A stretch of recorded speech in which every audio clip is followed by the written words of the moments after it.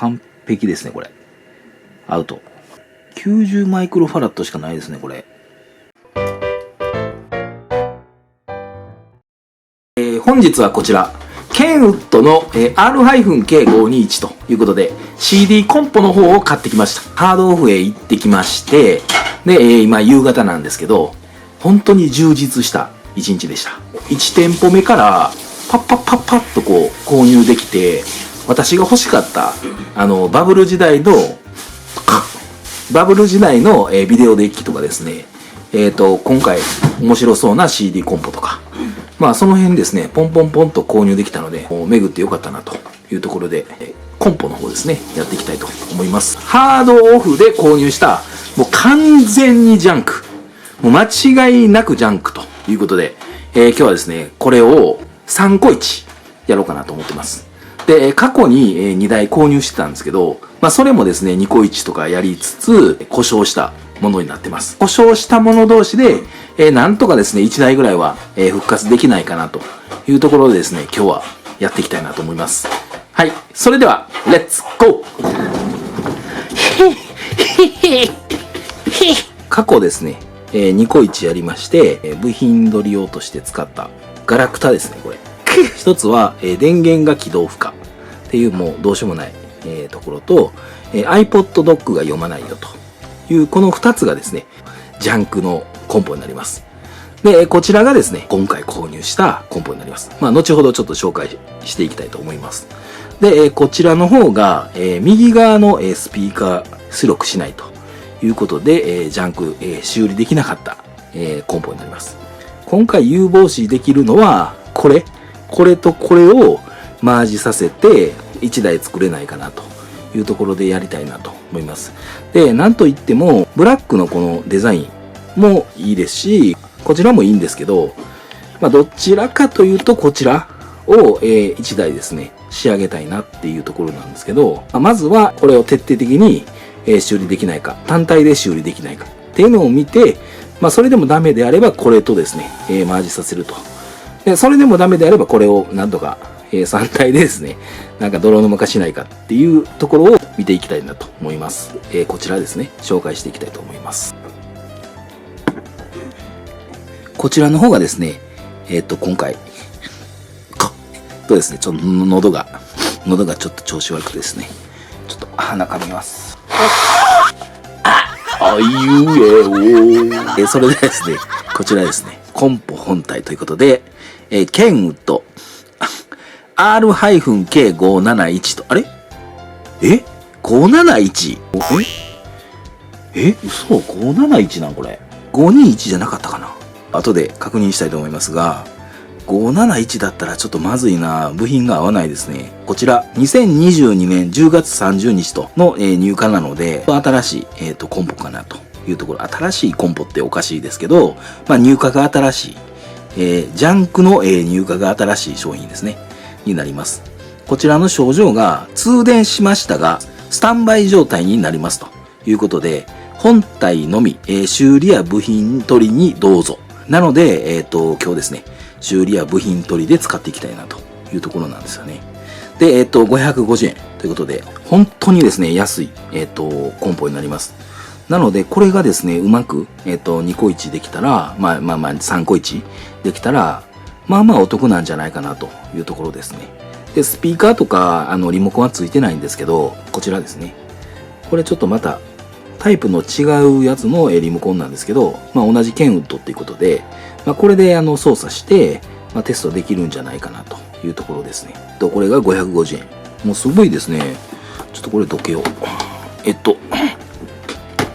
そんなに、なんかちょっと、まあ傷はあるものの、状態はそんな悪くはない、悪いな。状態あんまり良くないかもしれないですね。あんまり見てなかったです。まあ、電源ケーブルはちゃんとついてて、切られていないと。スピーカーケーブルの接続とか、あと、サブウーファーですね。これが取り付けできるようになってるのと、あと AUX 入力と音声出力。これもついてますね。なので、まあ、入出力がついてるってことで、まあ、結構ね、使えるんですよね、これ。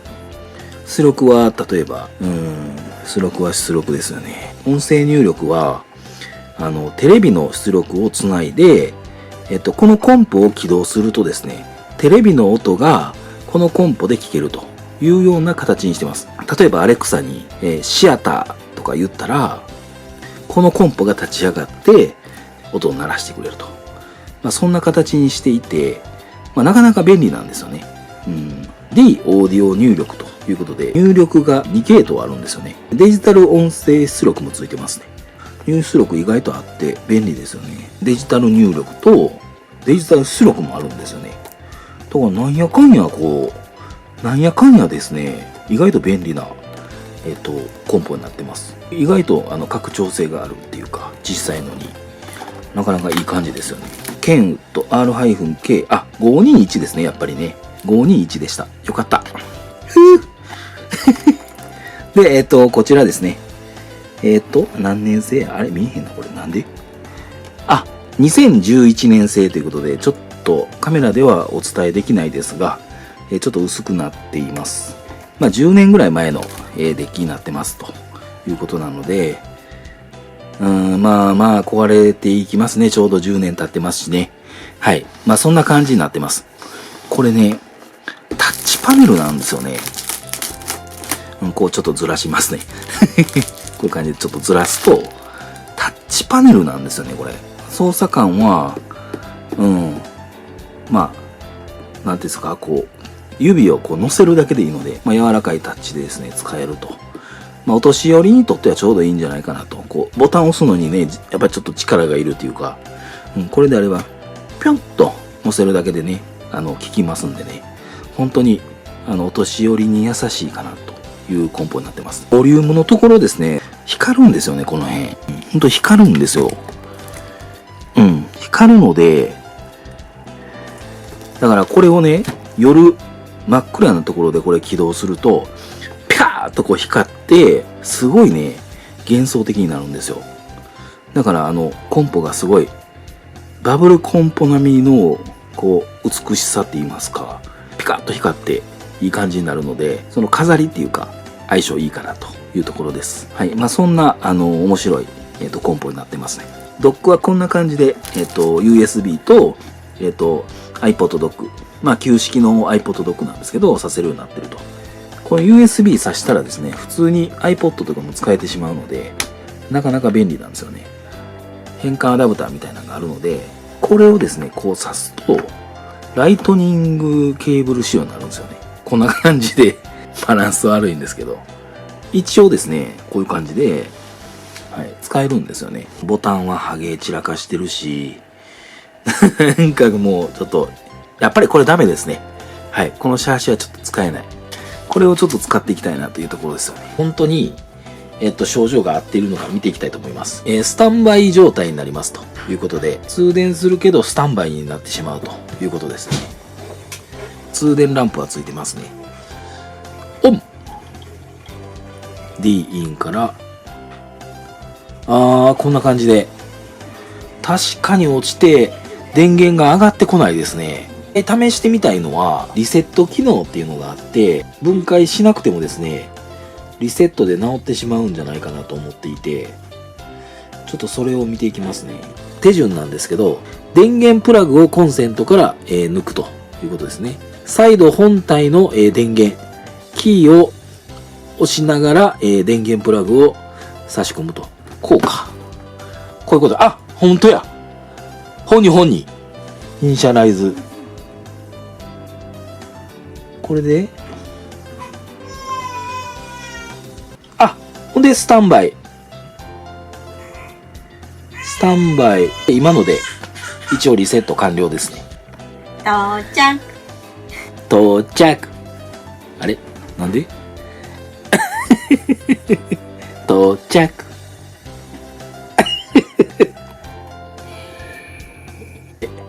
治ってるか治ってないか。いやー、緊張しますね。いきます。電源。オンチューナー、スタンバイ、あかんか。ボリューム今動いてる。でもスタンバイになる。ちょっとなんか、滞空時間が長くなったというか、長くなったけどダメか。トレイオープン。効かへん。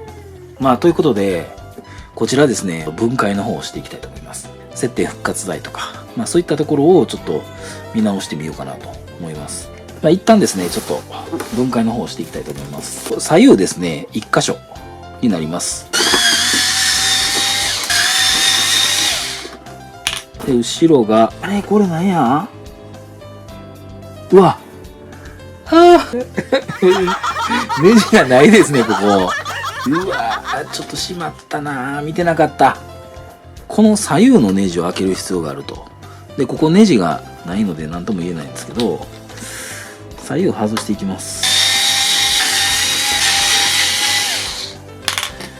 よっしゃ。で、これで、ちょっと開けていきます。で、開きますね。はい。それでは、いつもの開封の儀をいきたいと思います。開封の儀それでは行きます。で、こちらの方ですね、この左右ですね、ピラーンと、こう、ピラピラピラピラするので、これをパッと取ると、こう、ピラッとめくる感じで取るとですね、横がまず外れるんですよね。もう同じく、もう、うえっと外れた。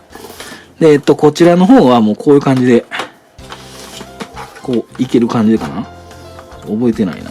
こんな感じで、外れてきましたね。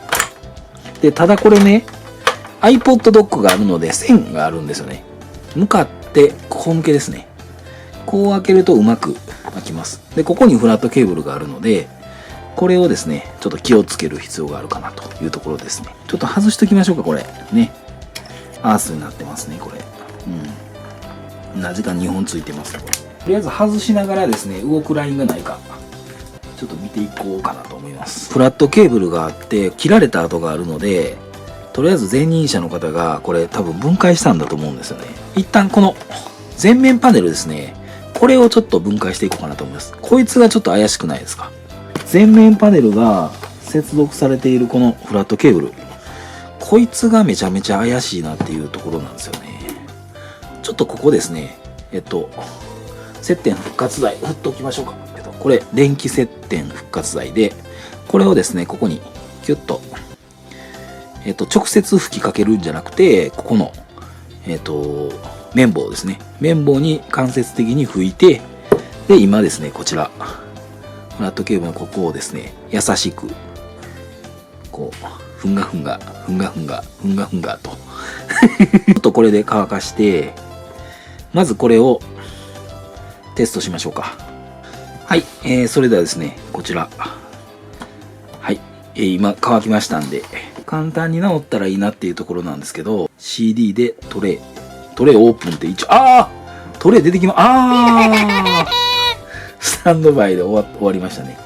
ここのフラットケーブルは関係なかったですね。なので一旦これ外していきましょうか。で、これを外すには、横のネジ外していきます。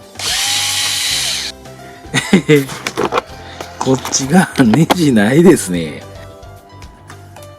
いやー、ちょっと、これ多分後ろもあるんですよ。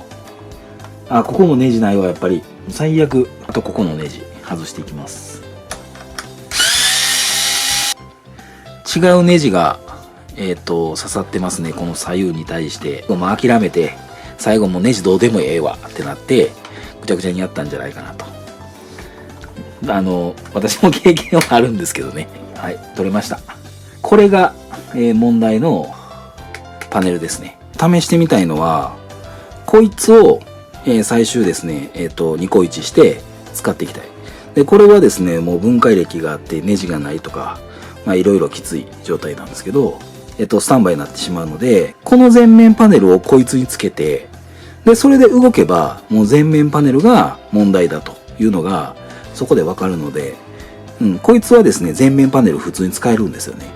ちょっとそれ、電源入れてみていきましょうか。で、ノーディスクと。で、問題なく、使える状態ですね。なんかトレイの出がおかしいな。よし、外れました。で、おそらく、こいつが普通に使えてしまうんじゃないかなと思いますので、これでうまくいったらいいんですけどね。よいしょ。よっしゃ。これで仮組みテストをしていきます。なんか変ですけどね、このトレイの部分とかね。オン。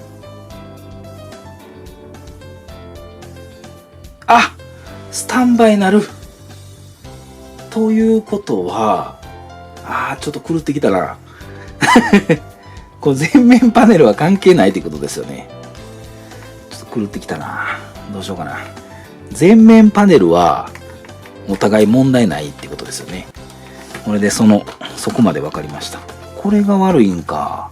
泥沼の第一歩を踏み出すそうなんですけど、電源が切れてしまうので、もしかしたら電源基板が悪いのかもしれないので、このマザーボードは問題ないとしたら、これをですね、こちらに載せてやることで、おそらくこいつは使えるものになってしまうんじゃないかなと。ちょっとそっちの案でいきましょうか。外していきますね。で、これを外そうと思うと、この辺のですね、ネジ、ちょっと全部外して、これですね、外していきます。で、乾燥かけようかなと思います。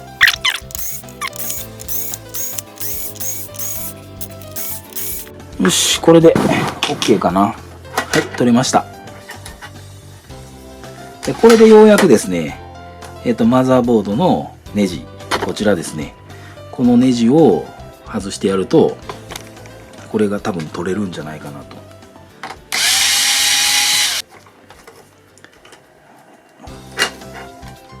よし、OK なような気がします。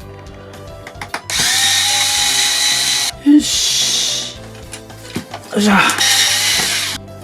はい、これで、ようやく解放されます。こいつが悪いんじゃないかなというところですよね。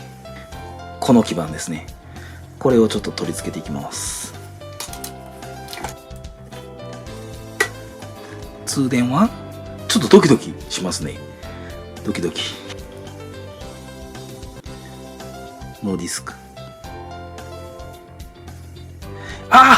スタンバイになった。うわー。ということはですよ。このマザーボードが、やっぱり悪いってことですよね。だから、電源関連は問題がないってことですね、今度。そう考えると。ということはですよ。このマザーボードを、ちょっとなんかこの辺、色悪いんですけどね、マザーボードね。これをちょっと徹底的に直すのもあれなんですけど、3個1がようやくここで生きることになるのかと思うとちょっと辛いですけど、そうなったら、これですよ。これ類。こちらですね。3個目なんですけど、電源起動不可。iPod Dock 読まないってことで、この iPod Dock が、潰れているっていうのと、電源が入らない。起動不可なんですよね。ちょっと本当にそうなのか見てみましょうか。あれ全くやな、やっぱり。通電すらしないんですよね。なので、こいつは、電源が死んでいるとすれば、マザーボードが使えちゃう可能性があるので、ちょっとそれをやるために、再度ですね、分解、これも分解していきたいと思います。よいしょ。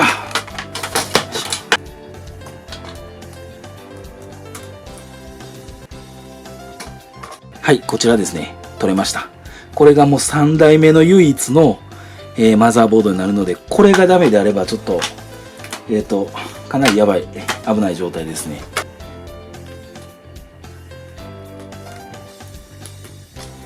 なんとか治ってほしいですね。よし。こんな感じで3種類、1、2、3、全部同じように同じところの配置のネジを置いてます。3台分ですね。なかなか便利ですね、これ。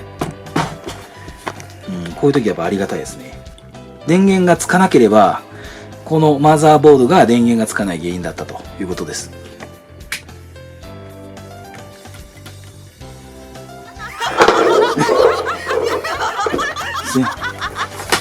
なんかどっか抜けてんやろ。どっか抜けてんねん、これ。はい。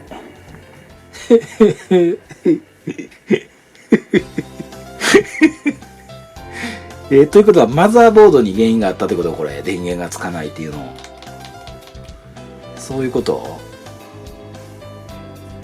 マジかいな。はあ、ちょっとですね、作戦を練り直す必要がありまして、元々のですね、こちらスタンバイになる基板をちょっともう一回取り付けて、やっぱりこの場合は通電するんですよね。通電するとオープンでスタンバイで落ちると。なんでやろうな。ちょっと調べてみましょうか。こちらですね、電源が起動できないこの基板、ずーっとよう見てると、こちらですね、このチップみたいなやつが吹いてるんですよね。で、足が4本あるはずなのに、こちら3本しかなくて、なんか1本足が飛んでしまってるんですよね。だから多分この電子部品が悪いような気がするんですけど、ちょっとですね、この部品を交換すればいいかっていう問題が正直わからないので、なんかちょっと怪しいなって思います。で、これもですね、なんかちょっと吹いてるっていうか、ちょっとなんか焼けてる跡があるんですよね。だから多分これも負荷がかかって、おそらく部品が壊れてるんじゃないかなと思います。他に原因があるかもしれないので、ちょっとこれ交換して直んのかなっていうところなんですよね。コンデンサーが悪いのかもしれないですしね。泥沼化してきましたが、こちらですね、右側から音が出ない。こいつをですね、なんとか直したいなっていうところで、もうニコイチが消えました。セットだったんですけど、もしかしたら基板と別の組み合わせをした時に右側からも音が出る可能性もあるのかなと思っていて、というのはそのフラットケーブル類、その辺の影響を受けて右側から音が出ないとしたら出るようになるんじゃないかなと思っていて、一旦ですね、元のセットにして右側から音が出ないのかっていうのをもう一回ですね、症状をですね、確認しとこうかなと思います。はい、こちらですね、セッティングしました。D200A2 ですね、リミテッド。これをつないで、音出ししていきたいと思います。いきます。はい、再生していきます。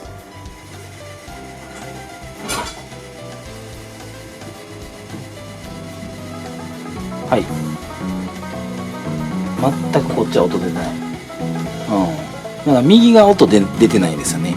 この基板を、別の装置に取り付けて左右の音が出るようにならないかっていうちょっと、期待をですねしつつ、ちょっとそのセッティングをしていきたいと思います。右から音が出るようになるかちょっと見ていきたいと思います。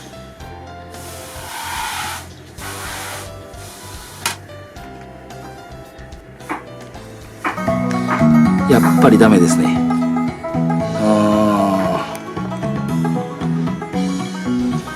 ということはやっぱり基板っていうことですよね。簡単に乾燥でこういけるかなと思っていたんですけど、なかなかですね、全部が、マザーボードが悪いために、2個1、3個1できないということですね。はい。ですね、こんな感じで。一旦リセットしまして、3台の、症状をですね、もう一回整理しました。今回買ったやつはこれです。はい、スタンバイになるということですね。で、もう1台は右側スピーカーから出力できないやつと、で、こちらがですね、電源がアウト。電源がもう全くつかないものになってます。この抵抗も茶色くなってて、この辺がですね、ちょっと焼けてしまってて、これがまずダメなんですよ。こいつはもう確実に、部品供給しかできひんなというところですね。スタンバイになるっていうのも、ちょっとした不具合なのかなというところで、この2台にこの1台のコンデンサーを取り付けて、なんか動かないかなっていうのをちょっと見ていこうかなと思います。盛り上がるまではいかないにしても、なんかちょっとふわっとこの4つのこの切り口の部分がちょっと上に上がってるような気がしていて、これとこれって同じコンデンサーなんですけど、だいたいこの左右の端は大丈夫なんですよ。けどこの真ん中のですね、この辺りっていうのが盛り上がっていて、これもそうですね、盛り上がってて、これ盛り上がってるか、このちょっとマシなやつは端にあると。で、あとここ2つも同じくですね、盛り上がってて、ここの盛り上がってるやつを、こちらのですね、部品供給するやつから、コンデンサーをちょっとお借りして、ここに取り付けてやることでなんか動かないかなと思っていて、それをちょっとやっていきたいなと思います。このあたりを、一旦取って、容量抜けしていないかのをちょっと調べて、で、もし容量抜けしてたら、端のコンデンサー、なんか膨らんでなさそうなやつをここに取り付けて使えるようにならないかっていうのを、見ていくっていうのがこのまずスタンバイになるっていうやつですね。おそらくここじゃないかなと思っていて、で、もう一つ、右側スピーカーの方は、ですね、これ、右側のスピーカーって言ったらこうなるんで、こっちなんですよね。こっちが右側スピーカーなんですけど、こっち。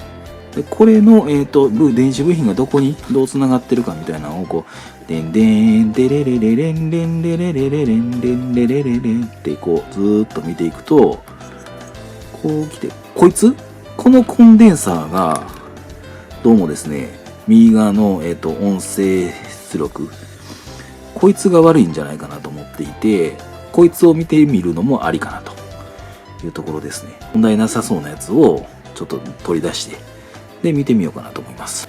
スタンバイになるということで、今回購入したやつですね。これのコンデンサー、おそらく電源周りなので、まあこの辺かなと思っていて、ちょっとこの辺を外していこうかなと思います。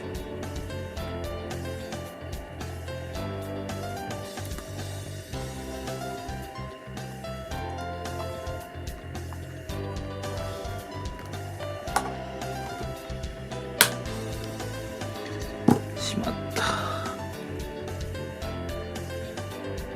90マイクロファラット。90マイクロファラットしかないですね、これ。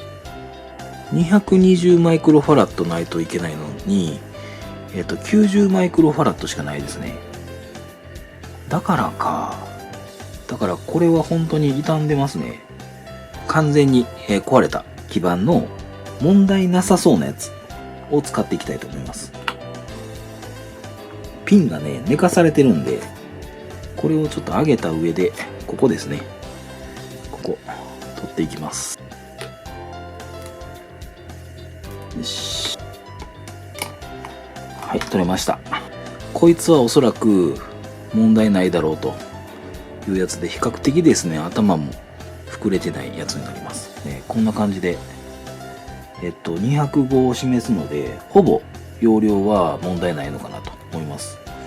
これは OK、交換可能。全然問題なかったということで、まず、取っ換えることとしては、これを取っ換える必要があるのかなというところですね。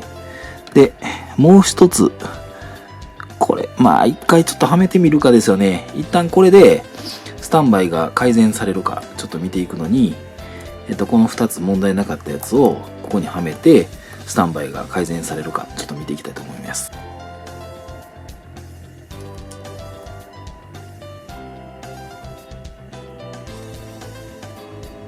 こんな感じで取り付けれました。汚いな、これ。もうこんなん大丈夫かな、これ。ちょっとだいぶ慣れてきたような気もするんですけど、これを上に上げないといけないんですよね。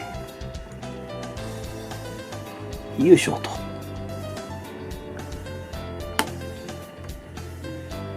よし、抜けたかな。はい、抜けました。片方抜けて、あともう片方。よし、取れました。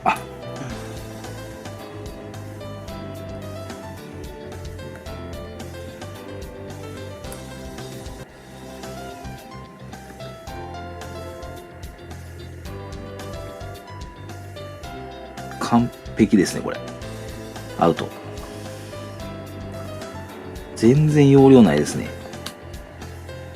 はい。容量抜けしてますね。はい。これも容量抜け。よかった。これも、じゃあ、コンデンサーを変えていくと、改善できる可能性が出てきましたね。こちら NG。もう書いとかないとね、もうなんか、部品ぐだぐだ、どれがどれかわからなくなるんですよね。よし。じゃあ、この問題のないやつを取り付けていきます。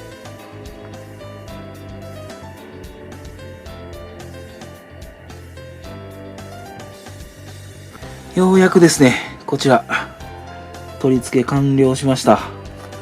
これでいけるかですよね。これコンデンサーを取り替えも結構難しいですよね。ハンダを取ったりですね、コンデンサー抜いたりするときに、基板自体を傷めてしまいそうなんですよね。なので、ちょっと、あんまりやりたくない作業ですね。では、運命の、電源、入れていきたいと思います。オン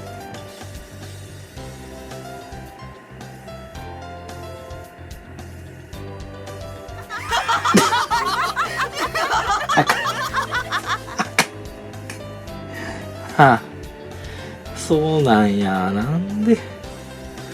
いやー、コンデンサー他にもいっぱいあるんかもしれないですね。まあちょっと今回はですね、コンデンサーの不具合は確かにあったので、交換したんですけど、ダメでした。他にもコンデンサーたくさん。もしかしたら同じ系統のコンデンサー全部、変えた方がいいのかもしれないですね。で、あれが10個ぐらいあるんですよ、コンデンサー。なので、それを取り替えると、もしかしたら改善できるのかなっていうところも、考えれますね。ちょっと2個とも壊れていて、それを変えたんですけど、ダメでした。はい。まあ今日はですね、ちょっとコンデンサーもありませんので、ちょっとこれで、今回はもう諦めようかなと思います。また次回ですね、これコンデンサーを全部、いっぱい買って、ちょっとリベンジしたいなっていうのもありますので、まあその辺やっていけたらなと思います。なのでまた次回、近いうち、こちらリベンジしていきたいと思いますので、よろしくお願いいたします。まあ、本日はこれ失敗ということで、終了にしたいと思います。徹底的にやりたかったですけど、すみません。ちょっと時間の、限りもありましてですね、今回は終わりにさせていただきます。はい。本日の、動画は以上になります。ご視聴ありがとうございました。チャンネル登録ですね。ぜひよろしくお願いいたします。いやー、いろいろやったんですけどね。ほんとね。ダメか。あかんで、あかんで。そうさんどいてや。ハードオフと同じになってしまう。それドリルで穴開けんといてや。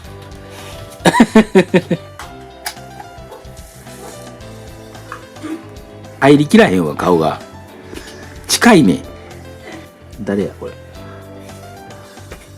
ね、岩尾や。バイバイやってくれへん。うまくやらしてくれへん。いや、岩って言われたもん、今。言ってへんやん。岩尾って言われた。なんなん岩尾って。言われた。誰やこいつ、岩尾って言った。だから協力せえ。バイバイ。バイバイ。バイバイバイ。